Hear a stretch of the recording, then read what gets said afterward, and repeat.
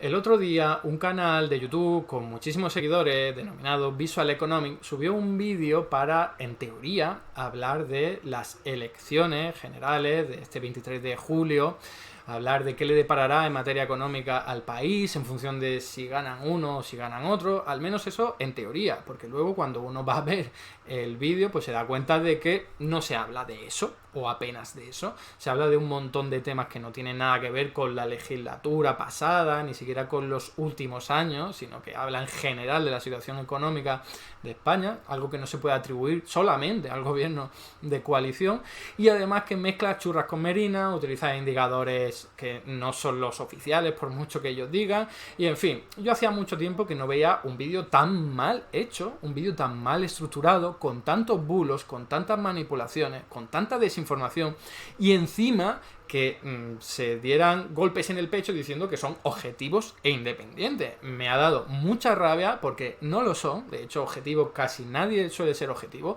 Se pretende ser objetivo, sí, pero cada uno tenemos nuestras visiones.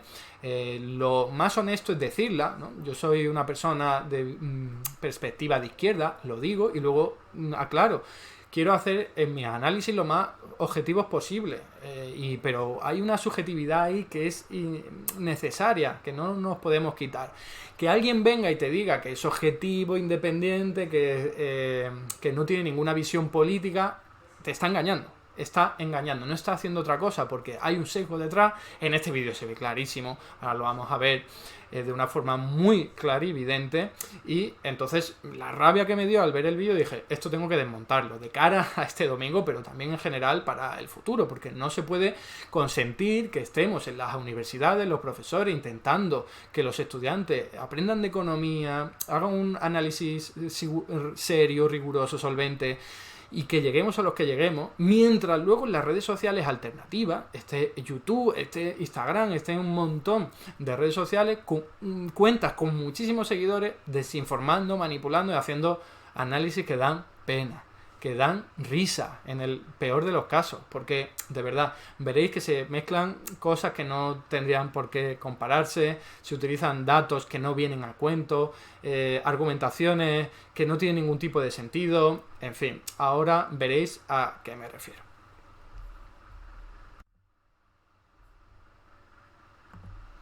Este es el vídeo, que como digo, tiene 20 minutos y no quiero verlo entero, obviamente. Me voy a centrar solamente en los puntos más dolorosos, en los que más rabia me ha dado ver y analizar, porque lo he analizado. Muy sencillito, porque de verdad que no hay tampoco mucha complejidad aquí. Así que vamos con ello, con la primera parte. Temas que sufre España. Pero amigos, en la familia Visual somos independientes. No dependemos de ningún partido, ni tampoco de ninguna asociación de ningún tipo. Vivimos esencialmente de YouTube. Y aquí, en Visual Economic, nuestro principal objetivo es difundir el conocimiento académico precisamente para hacer frente a la desinformación política. Lo que pretendemos con este vídeo es que cada español pueda saber cuáles son los grandes problemas que está afrontando su país y, sobre todo, cuáles son sus causas. Como siempre, todo lo que se explique en este vídeo estará basado en informes académicos, datos oficiales y, sobre todo, la mayor objetividad posible. Bueno, habéis visto la declaración de intenciones, esa presentación. Para empezar, dice que se basa en datos oficiales cuando la mayor parte del tiempo lo que hace es coger titulares de periódicos, y encima periódicos de derecha, claro, El Mundo, Antena 3, ahora lo veréis, ¿no? Pero lo último que dice, la mayor objetividad posible. ¿Pero qué objetividad hay en hacer un vídeo que se titula El vídeo que tienes que ver antes de votar, especial elecciones 2023, ¿no? Parece que se está posicionando, de una u otra forma se está posicionando frente a los comicios electorales. Y en el que, en cuyo contenido, lo único que hay son cosas negativas, porque, joder, ni la persona más mala del mundo, ¿vale?, como gobernante, podría hacer solo cosas negativas, pero aquí en este vídeo casualmente solo se cogen cosas negativas, y hasta, como digo, la persona que más odie España, odie más la economía española, le encontrará cosas buenas, incluso de parte del último gobierno, por muy de derechas que sea. Y sin embargo, ellos solo han cogido cosas negativas y además cogida un cherry picking increíble. O sea, yo cojo esto aquí, que no tiene nada que ver, no tiene nada que ver con las elecciones, perdón, con el mandato electoral reciente del gobierno de coalición, no tiene nada que ver, y dices, bueno, lo meto aquí. ¿Por qué? Pues ni idea, porque lo único que han hecho ha sido un vídeo de coger cosas negativas de España, lo pongo aquí y digo, no, esto lo tienes que ver antes de decidir tu voto, ¿no? Claro, ¿cuál es el mensaje que hay detrás? Todo está mal, así que no votes a lo que hay ahora, ¿no? Eso como mínimo, eso es lo que se desprende lógicamente de este análisis, que no es objetivo. Ellos dicen la mayor objetividad posible. ¿Qué hay de objetividad en eso? En sacar solo cosas negativas. Si es que hasta yo, que critico pues al Partido Popular, a Vox, a veces les cojo cosas positivas, porque es que no hay persona, libro o programa electoral tan malo del que no se pueda extraer algo bueno. Pero nada, esa gente se las da de, como digo, independiente y objetivo, y no lo son. Es todo lo contrario. Eso es mucho más peligroso, ir de objetivo y lanzar tu mensaje político por detrás, que es clarísimo cuál es, el de la economía española está fatal, no votes a lo que ahora mismo está. Es que está clarísimo, es que es lo único que se puede deducir aquí. Y como digo, eso es mucho más peligroso que decir, mira, yo soy de derecha, o me parece que los planteamientos de los partidos políticos de derecha me parecen más lógicos, ¿vale? Lo que sea. Eso es mucho mejor decir eso, ¿no? Soy de derecha y este es mi análisis, así vas de cara. Lo que es una barbaridad y es engañar, es decir, no, yo soy objetivo, pero te meto aquí todo mi análisis subjetivo y te estoy engañando, te estoy engañando. Por eso yo cada vez que voy a las clases en la universidad, el primer día de clase, les digo, fijaos, yo soy de izquierda, tengo perspectiva de economía heterodoxa, digo, y voy a tratar que esto influya lo menos posible en la clase. Pero es que todos tenemos nuestro análisis y subjetividad. El problema es no decirlo, porque eso es engañar a la gente y no ser sincero. Pero bueno, sin enrollarme más, voy con el primer tema del que hablan, que es a continuación, que es sobre el desempleo. Así que, ¿estáis listos? Pues arranquemos. He avanzado un poco bueno, he escuchado por aquí una nueva suscripción, pues muchas gracias por ese apoyo, de verdad que se agradece mucho. Lo pongo un poco con mayor velocidad para que no perdamos tanto tiempo, que creo que ese 1,5 se va bien. Si tuviéramos que definir la economía española en un solo titular, sería el siguiente. Las tres regiones con mayor tasa de paro de toda Europa están en España. España es el país con más desempleo de toda la OCDE. España tiene un nivel de desempleo que está por encima incluso de países considerados en vías de desarrollo como Turquía, Chile o Costa Rica. Por ejemplo, ¿os acordáis de los grandes titulares de los últimos años hablando de lo mal que le iba a Grecia, de lo desastrosa que era la economía griega? Pues bien, España tiene peores datos de empleo que la terrible Grecia. Y ojo, porque el problema no se queda ahí. Es que además el poco trabajo que hay en España es de los peores cualificados de todo el mundo desarrollado. Bueno, habéis visto ahí de lo que se está hablando, ¿no?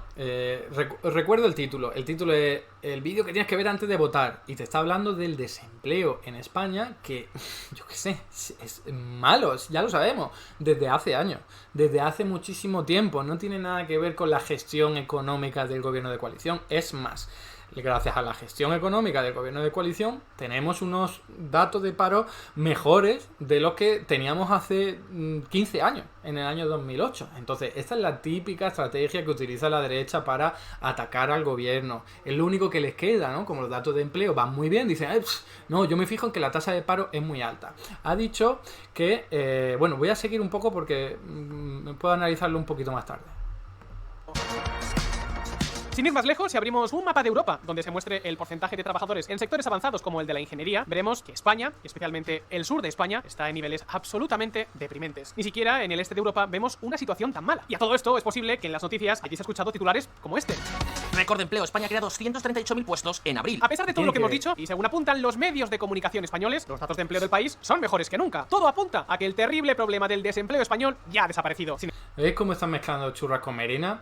Que los datos de empleo vayan bien y vayan mejor que nunca, que eso es una obviedad que no la puede refutar nadie, porque tenemos la menor tasa de paro desde hace 15 años, desde 2008, no quiere decir que se haya resuelto el problema del desempleo. Están haciendo una manipulación de libro, ¿vale? Porque, es más, la ministra de Trabajo, Yolanda Díaz, siempre hace mucho hincapié, siempre que da los datos de paro, acaba diciendo, queda mucho por hacer, hay muchísima gente desempleada, ¿vale? No está diciendo ya hemos llegado al nivel de pleno empleo y está todo genial. Entonces está haciendo una manipulación de libro tremenda solo para dejar mal, pues, al gobierno, básicamente, ¿no? Porque es, al fin y al cabo, al que se le responsabiliza de los datos de empleo. Pero bueno, vamos a seguir. Sin embargo, como hemos dicho al principio de este vídeo, la información de los medios y de los políticos no suele tener la profundidad que requieren estos asuntos. No, la tiene el canal de Visual Economic, que mezcla churra con merina, que se dicen independiente y objetivo y que tiene un sesgo ideológico clarísimo, muy de derecha. Mucho me temo que a pesar de las buenas noticias, el problema del desempleo en España sigue más vigente que nunca. Por una parte, aunque es verdad que los datos recientes de empleo son positivos, lo cierto es que la bajada del desempleo ha sido un fenómeno mundial. El desempleo se ha reducido en casi todos los países y de hecho el problema es que el desempleo en España ha caído mucho menos que en otros países con problemas similares, como Grecia. Así que no.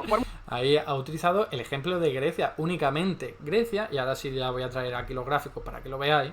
Grecia, que es un país que siempre ha tenido mejores datos de empleo que España, solo que se la cargaron en el año 2012 y su tasa de paro superó por fin a la de España. Pero aquí tenéis un gráfico en el que podéis ver la línea naranja es la de España, la tasa de paro.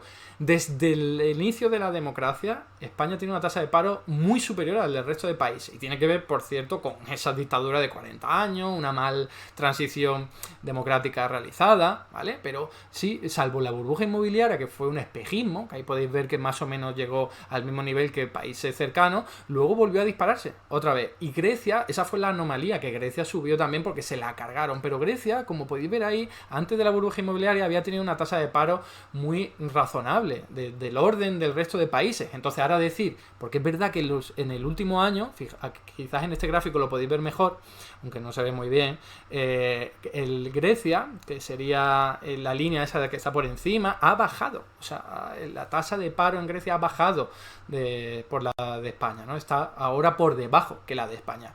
Y esto lo están planteando como, España va muy mal porque a Grecia ha ido mejor. No, lo que ocurre es que Grecia siempre ha tenido una tasa de paro muy inferior a la de España y ha sido una anomalía que desde el año 2012 pues se la cargaran desde las instituciones europeas, la troika, y su tasa de paro se disparara. Ahora está volviendo su cauce habitual. Pero la realidad es que si comparas la tasa de paro de España y sobre todo la creación de empleo, incluso las horas trabajadas, España se ha comportado mucho mejor que la media de la Unión Europea. Mucho mejor. Y eso no es que la evolución del empleo se deba a vientos de cola o que al mundo le vaya bien, que en términos generales ha sido así por rebotar de la pandemia, pero ha tenido mucho que ver la reforma laboral, por cierto, de Yolanda Díaz, y también las políticas aplicadas. O sea, centrarse exclusivamente en que Grecia ahora tiene una tasa de paro por debajo es manipular, es contar parte de la historia, omitir verdades como que Grecia siempre ha tenido una tasa de paro mucho mejor que la de España, ¿no? Entonces, de nuevo, como digo, manipulación que no se queda ahí. Vamos ahora a seguir, porque esto no ha hecho más que empezar. Mucho que nos cuenten, el problema de España con el paro no se ha solucionado. Más bien, el país se ha beneficiado de un viento de cola procedente del exterior. Pero es que aún hay más, porque ¿sabéis quién ha sido el principal creador de empleo en España durante los últimos años? Pues fijaos. El Estado, el gran contratador. Un 55% del empleo creado desde la pandemia es público. Habéis visto el titular del Mundo, ¿sabes? Que dice, utilizamos informes oficiales, utilizamos estudios, el titular del Mundo. Más allá de que esté bien o mal lo del titular del Mundo, es que eso no es rigor. Ya no es solo que España tenga un problema con el empleo, sino que la mayoría del mismo lo han creado las administraciones públicas. Uf, vaya problema, ¿eh? Vaya problema, ¿eh? Ese es el típico mantra de la derecha. No se está creando solo empleo público, sobre todo empleo público, ¿no? Primero, se olvidan de decir que eso ocurre en todos los países del mundo. Ahora no hace la comparación. Ahora no. Vaya por Dios. Ahora no compara con otros países para ver qué ha ocurrido en el resto de países tras la pandemia, que es de lo que está hablando. Después de la pandemia, España ha creado 55% de empleo público, ¿no? Eso ha pasado en todos los países porque hemos tenido una pandemia, no sé si se han acordado estas personas de ello, y ha destruido mucho empleo privado. Menos mal que se aplicó los ERTE extraordinarios aprobados por Yolanda Díaz, si no se habría destruido muchísimo empleo privado más.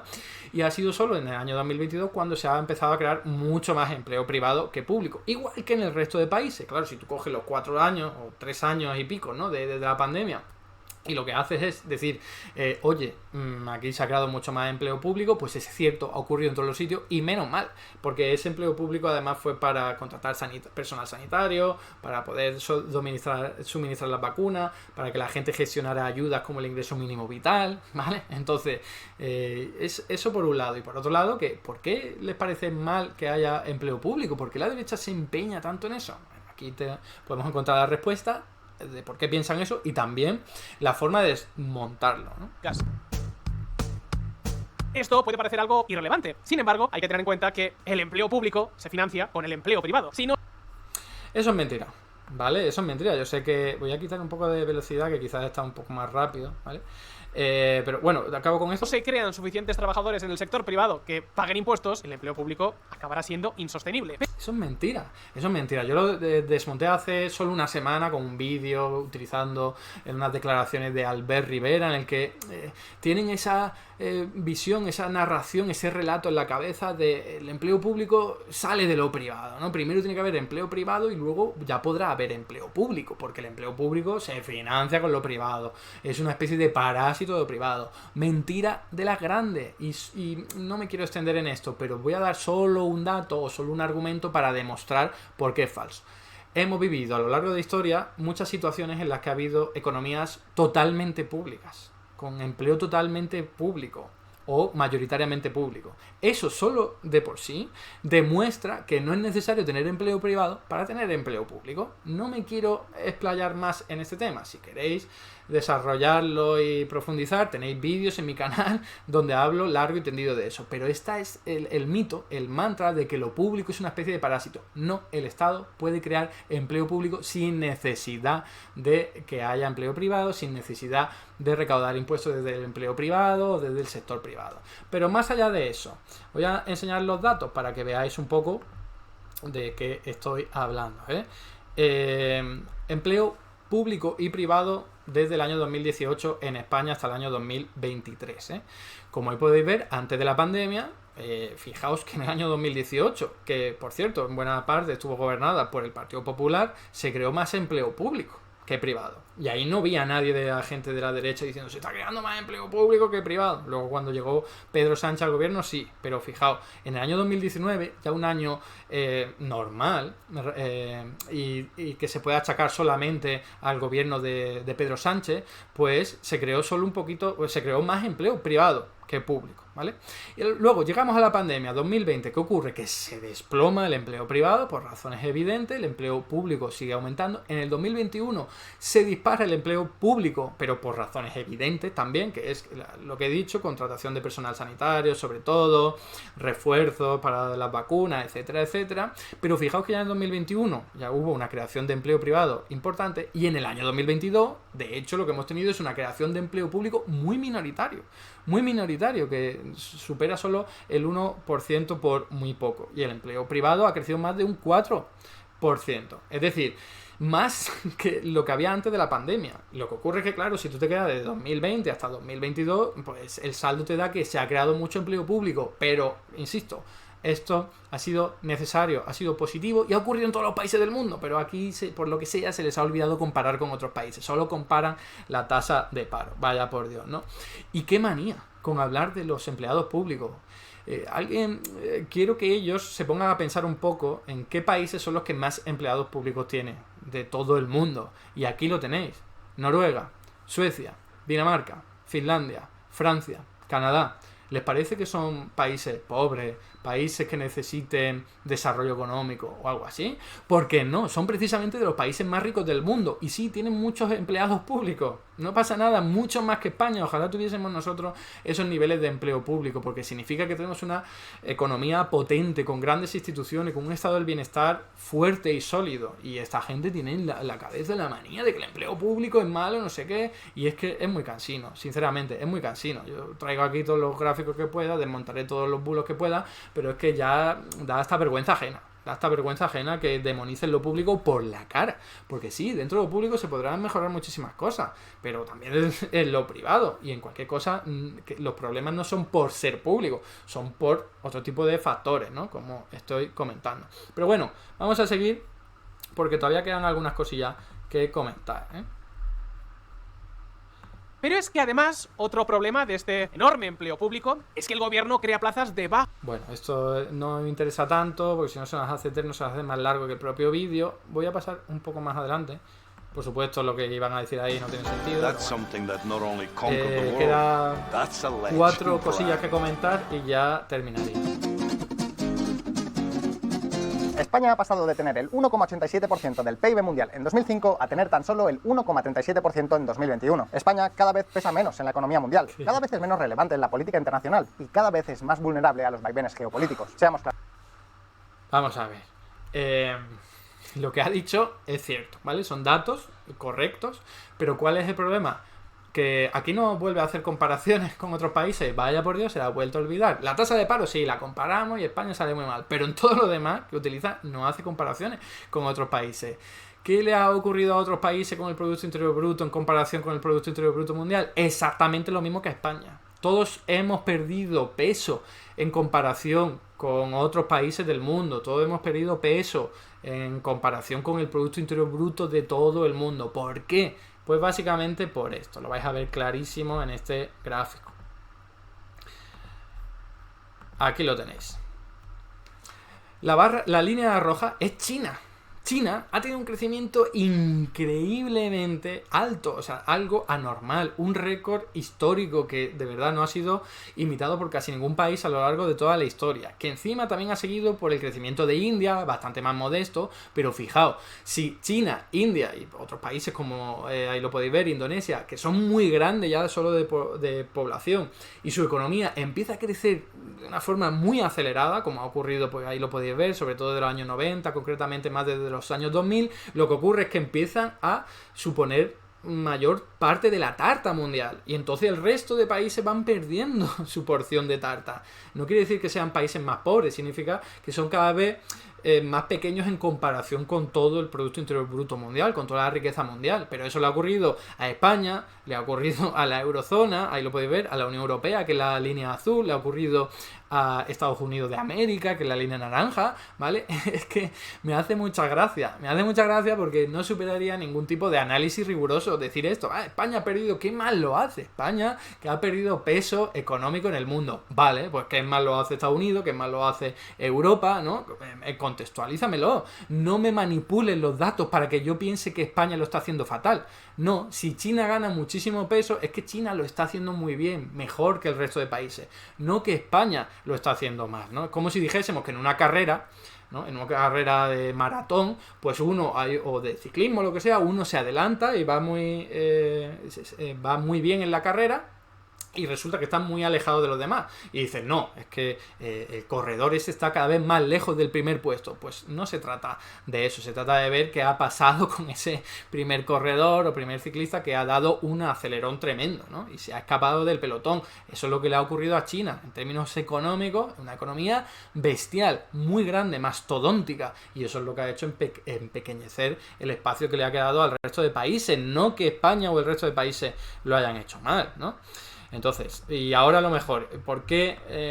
Le encuentran un culpable a esto, ¿no? No hablar de China, por supuesto, no hablar de que China ha acaparado la mayor parte de la tarta durante estos años, no, habla de otra cosa. ¿Cuál es el culpable, no? Aquí lo podéis ver.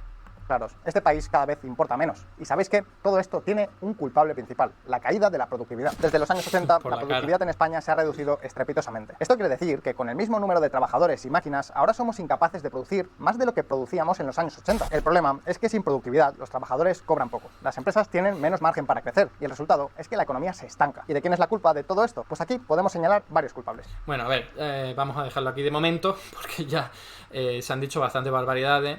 O sea, lo primero de todo, dice, España está perdiendo mucho peso en comparación con el mundo. Y la culpa no es de China, ni de que haya otro agente económico ganando terreno, no, es de la productividad, ¿vale? ¿Qué es la productividad? La productividad es lo que podemos producir utilizando los recursos que tenemos, ¿no? Si aumenta la productividad, quiere decir que producimos más con los mismos recursos, que son trabajadores y que son también máquinas, como bien se ha dicho aquí, pero también cualquier elemento físico como una edificación o como herramientas, ¿vale? No tienen por qué ser solamente máquinas. Entonces, ¿qué ha pasado con esa productividad? Luego nos va a hablar de que eso ha sido culpa del sistema educativo, ¿sabes? Está culpando a los trabajadores de no ser lo suficientemente productivos, cuando no tiene nada que ver con eso o no mucho que ver con eso, ¿no? Vamos a verlo con este gráfico. O sea, aquí podéis ver que perdón, este no es, aquí podéis ver que la productividad de España, que es el gráfico que nos ha enseñado, de todos los factores, es decir, del trabajo y del capital, las máquinas, las edificaciones, etcétera, etcétera, en España, pues sí, ha bajado mucho y solo se recuperó en los últimos años, ¿no? Por cierto, también Italia, volvemos a hacer la misma crítica. ¿Por qué aquí no compara con otros países? Porque no le conviene, ¿no? Pero en cualquier caso, es verdad que otros países han mejorado algo más la productividad, tampoco una locura, ¿eh? Estamos hablando de países de nuestro entorno, como Alemania, como Francia, Estados Unidos, y tampoco es una locura. La productividad no crece mucho en los países tan desarrollados. Pero bueno, la productividad se puede descomponer en dos factores. La del trabajo, o sea, cómo de productivos son tus trabajadores, o cómo de productivo es la maquinaria que has comprado, los edificios que has comprado, el dinero que has invertido en tu empresa. Eso lo hacen los empresarios. Y aquí en este gráfico podéis ver cómo la productividad del trabajo es la que ha aumentado. Desde 1980 hasta 2015 ha aumentado bastante. Bueno, muchas gracias por esa renovación de la suscripción, Pastor Moco. Se agradece muchísimo, todo este apoyo. Entonces, fijaos, son los trabajadores, son los que han hecho su parte de los deberes. Tampoco es que la productividad haya aumentado mucho, pero ahí está lo importante. Los trabajadores han aumentado su productividad. Lo que ha perdido productividad son los capitalistas, por decirlo así. Son los empresarios que cuando se ponen a invertir, pues invierten en cosas que no son muy productivas. Ya sabéis de qué estoy hablando. Inmuebles, sobre todo. Es una forma fácil de hacer negocio. Compro un inmueble y lo vendo cuando esté más caro, ¿no? Y ya está. Y eso no es productivo, y ese es el principal problema, el principal lastre de la productividad en España, ¿vale? Eso debería quedarnos a todo claro, es muy sencillo de comprender. También hay otro elemento importantísimo, y es que esto es una media, ¿vale? Entonces, si tú coges a todos los trabajadores de España, y hay algunos trabajadores que son muy productivos, pero no porque ellos sean unas máquinas, sino porque su actividad es muy productiva. Por ejemplo, crear automóviles, fabricar o ensamblar automóviles es muy productivo, porque tú con poco trabajo que hagas, con la ayuda de las máquinas, de los robots, tú vas a poder producir muchos vehículos. Pero si tú estás en una peluquería, o tú estás en un bar sirviendo cerveza o Coca-Cola o lo que sea, eso lo que hace es muy difícil que pueda ser productivo, porque ¿qué vas a hacer? Te puedes tener una maquinilla de afeitar más potente, pero ya está.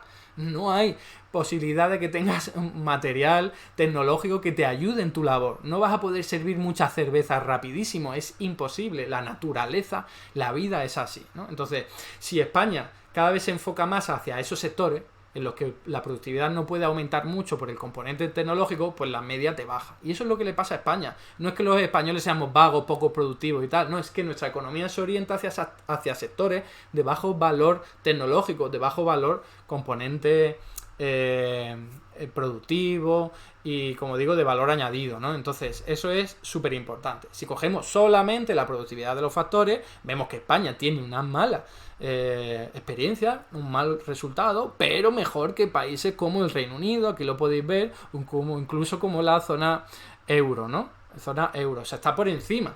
No es que seamos los más vagos, como digo, más improductivos, como nos están intentando hacer vender, ¿no? Es que no tienen ni idea de economía, es que hay que decirlo así, se ponen a hablar de productividad sin venir a cuento y encima culpan no solo a los trabajadores, sino al sistema educativo. Lo voy a poner para que flipéis en colores. O sea, yo la explicación que os acabo de dar, súper rigurosa, ¿vale? Dentro de lo que se puede hacer aquí en Twitch, en un vídeo, pues ellos dicen, no, ¿qué es esto? La gente de España es muy poco productiva. ¿Por qué? No por todo lo que he dicho de composición del sector productivo, del componente tecnológico. No, es por esto. Fijaos. Que es increíble, o sea, la culpa de que los empresarios inviertan mal es el sistema educativo. Es increíble, ¿no? O sea, cómo han dado aquí una pirueta tremenda que no tiene ni pie ni cabeza, no tiene ningún tipo de sentido, y sin embargo, aquí está. Bueno, se ponen a hablar del sistema educativo y de verdad a putearlo, claro, el obligatorio y el universitario, y yo no me voy a meter ahí porque no me merece la pena, pero sí me interesa que nos fijemos en otro elemento ya para ir terminando, o pasando a la parte final de este análisis, de este vídeo, que sería aquí en el 11:30, que lo tengo apuntado. Vamos allá. El verano es para tomárselo con horchata en las venas. Chufi, refresca tu verano. Anuncios, digo. Aquí lucrando a gente que está desinformando. Pero bueno. Esto se pone todavía mucho más interesante. Segundo culpable, competitividad en Las empresas españolas no innovan, no crecen y no ofrecen gran valor añadido. Los datos son contundentes. España tiene un serio problema con el tamaño de sus empresas. La mayoría de ellas son compañías muy pequeñas que no pueden mejorar, invertir ni adaptarse a los nuevos tiempos. Vamos a ver, es que no tiene nada que ver, o no tiene mucho que ver, vuelvo a lo mismo de antes. Si las empresas, que por cierto, ¿no? Este es el culpable, ¿no? La competitividad de las empresas de que tengamos baja productividad. Y dice que es que las empresas son muy pequeñas. Pero las empresas son pequeñas porque se orientan hacia trabajos como los que yo he dicho. Actividades de peluquería, de hostelería, ¿no? En un bar, pues eso es una empresa pequeña, no vas a tener muchos bares, lo normal es que cada uno tenga su pequeña empresa. Entonces, eso no es un problema para ser competitivo. Tú puedes tener un bar pequeñito, una pequeña empresa y ser muy competitivo, no tiene nada que ver una cosa con la otra. Es verdad que en otros sectores, cuanto más grande sea la empresa, más productiva, más competitiva puede ser, pero hablar del tamaño de las empresas aquí es hablar de otra cosa, y es confundir a la gente, ¿no? Pero antes de ver por qué, voy a haceros una pregunta. ¿Sabríais decirme Bueno, cuál aquí ya es el empieza a principal hablar. producto de exportación de España? Quizás el jamón. Es que eso no me interesa, porque quiero enseñaros un gráfico. A ver. Aquí está. ¿Vale? Bueno, lo voy a enseñar luego. Mejor luego con lo siguiente que va a decir. Porque lo de la competitividad creo que más o menos ha quedado claro. Voy con el penúltimo punto y ya quedaré a poco, os lo prometo. Venga, seguimos con los culpables de que en España la productividad sea tan baja. Por cierto, recordatorio, ¿qué tiene que ver esto con las elecciones del 23 de julio? ¿Qué tiene que ver? Os recuerdo el título, el vídeo que tienes que ver antes de votar. Y no se pone a hablar de la gestión de los partidos políticos, ni en el gobierno, ni en la oposición. No, se pone a hablar de problemas estructurales de hace muchísimo tiempo de la economía. Entonces, manipulación de libros. Ellos dicen que son objetivos, independientes, no sé qué. Manipulación de libros. Pero bueno, vamos a seguir con los culpables. Eso de la productividad baja de España, que no es un problema de los 4, 5 o 6 últimos años. Un problema estructural e histórico. Y que esos países tienen costes muy bajos. Ahora bien, por si esto fuera poco, en esta historia hay un problema más. Un problema más, también cuidado, ¿eh? Destino de las exportaciones España españolas. es un país extremadamente dependiente de Europa. Y la cosa es que Europa... España es un país extremadamente dependiente de Europa. ¡Qué sorpresa! ¿No será porque España está en Europa y está más cerca para comprar cosas y para vender cosas? Es que, de verdad, estos análisis de niños pequeños que dan vergüenza ajena, ¿eh? Pero bueno, vamos a ver cómo lo desarrolla.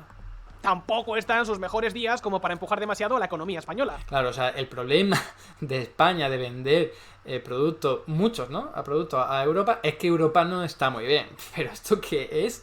¿Qué tipo de análisis es? O sea, vale, Europa, precisamente por lo que estamos comentando antes, está perdiendo espacio, está perdiendo competitividad, peso económico a nivel mundial, porque China está creciendo mucho y otros países, pero ¿qué tiene que ver esto con la competitividad de las empresas españolas, con sobre todo las elecciones del 2023?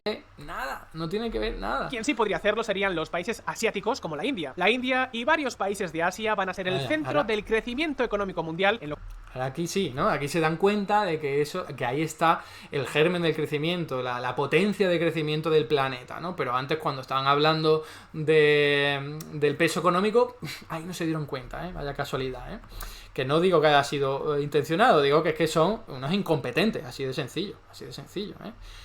Entonces, voy a poneros este gráfico para que veáis que precisamente España está en su mejor momento en exportaciones. Se está hablando de que España tiene un problema porque vende mucho a Europa y Europa no le va tan bien como al sudeste asiático o Asia, o así ha dicho, ¿no? Entonces, ¿qué me estás contando? Si España nunca ha estado tan bien vendiendo productos de exportación, o sea, productos de exportación, vendiendo productos fuera de nuestro territorio, ¿no? Incluyendo los servicios, pero también bienes y servicios que se venden fuera. Aquí lo podéis ver en este gráfico, la balanza del superávit exterior, que contando el comercial, pero también otras partidas de contabilidad, ha sido siempre negativo. fijaos aquí, desde los años 60, España ha tenido un problema de saldo estructural, de saldo comercial y de saldo por cuenta corriente. Y lo mejoró después de la crisis del año 2008.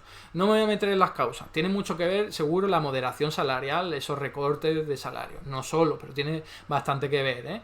Y que las políticas de austeridad deprimieron muchísimo las importaciones, entonces somos más pobres, no podemos comprar fuera. Y eso mejora nuestro saldo por cuenta corriente. Pero es que fijaos que sigue siendo muy positivo incluso en los años de crisis energética. Hemos tenido que comprar hidrocarburos muy caros y eso ha deteriorado mucho nuestro saldo comercial. Y entonces alguien podría decir, bueno, pero eso es gracias al turismo, ¿no? España tiene un buen componente turístico y eso le ha ido muy bien. Vale, eso es cierto, pero no solo. Fijaos, en este gráfico podéis ver, la línea roja es el déficit en bienes, ¿no? Es decir, compramos más bienes fuera de los que vendemos fuera. Pero eso se ha mejorado mucho en los últimos años, como estoy diciendo, casi que se ha reducido, casi a cero. Y luego tenemos que el turismo se ha mantenido más o menos constante. Y lo que ha mejorado mucho, que es lo diferencial aquí, son los servicios no turísticos. Es decir, servicios financieros, servicios de consultoría, servicios de infraestructura, servicios de telecomunicaciones, servicios de información.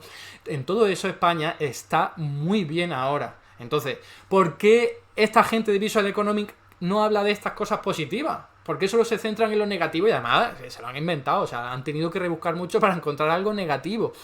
Hasta las personas de derecha te dicen que España está muy bien en términos de exportación, por los motivos que sea, pero te dicen que está bastante bien, mucho mejor que otros países de nuestro entorno.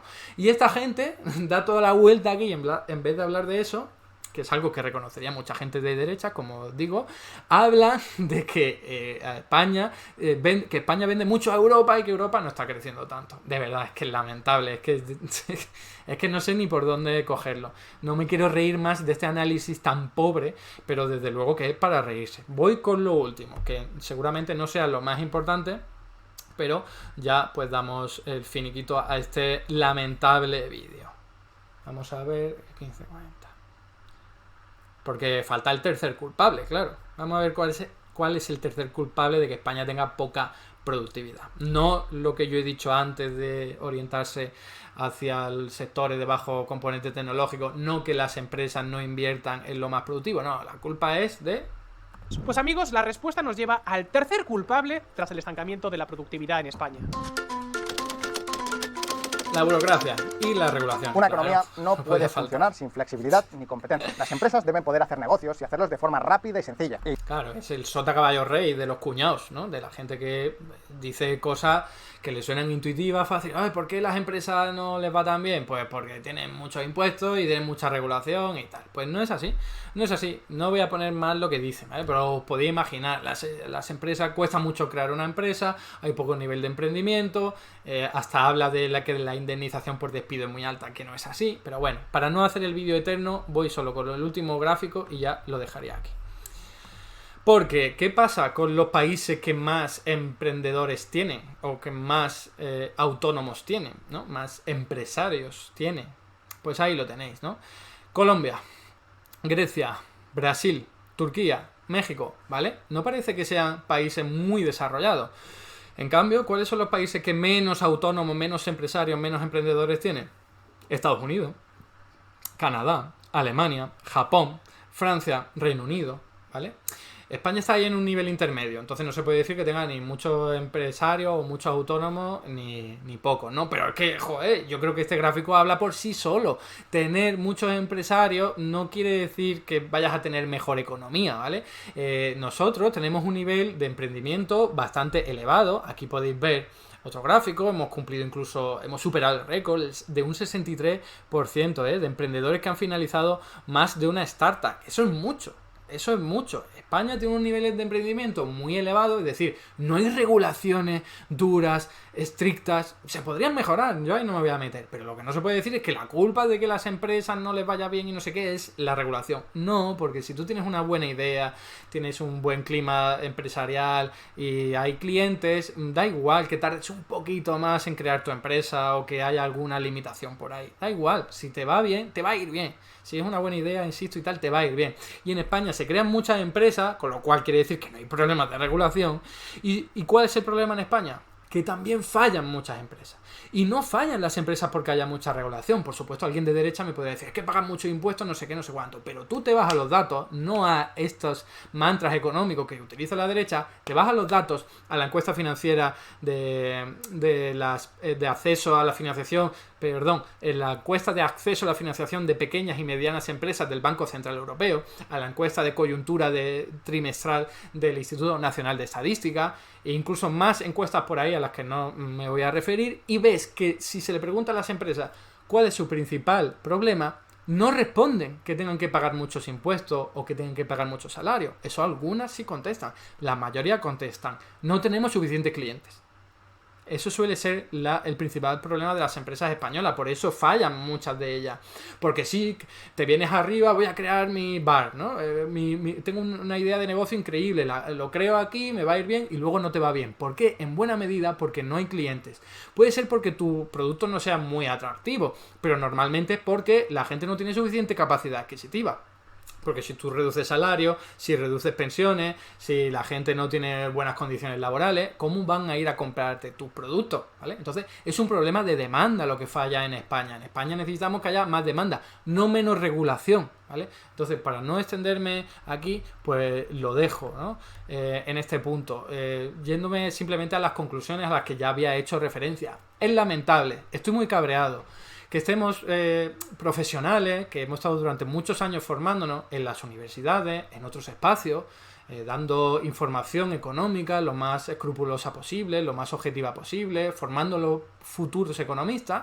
Lo hacemos con mucho cuidado, con mucha seriedad. Llegamos a donde llegamos, porque la universidad no llega a todo el mundo, ¿vale? Pero luego tenemos un espacio alternativo en los grandes medios de redes sociales, en los que hay gente con millones de seguidores, con un montón de público que van diciendo chorradas, sin ningún tipo de análisis, mantras, cosas que se pueden decir con un palillo en la boca, en la barra de un bar, y eso lo ve muchísima más gente. Y al final lo que están haciendo es desinformar y crear un ejército de al menos ignorantes, no voy a decir desinformados, que también ignorantes, que no saben por dónde se puede analizar la economía, ¿no? Entonces, estoy muy cabreado, por eso he hecho este vídeo, porque no se puede permitir que ese vídeo haya llegado a tantísimas personas y desinformando a la gente. No es el único vídeo, ni muchísimo menos, pero para que veáis que en este momento de campaña electoral en el que tenemos, pues se utiliza además como clickbait lo de la campaña electoral para lanzar mentiras y encima escudándose en que son independientes y objetivos.